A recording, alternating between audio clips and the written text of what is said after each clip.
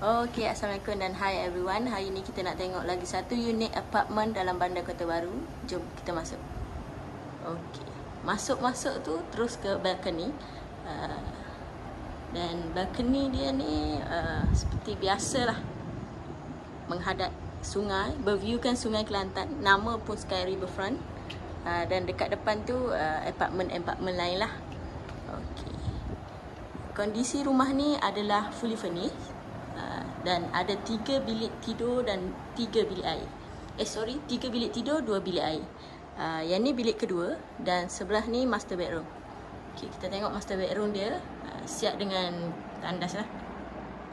Okay. Manakala yang ni bilik yang ketiga. Setiap bilik lengkap dengan aircon, kipas dan lampu seperti biasa. Dan ni toilet yang berkongsi lah. Ada heater, water heater. Okay.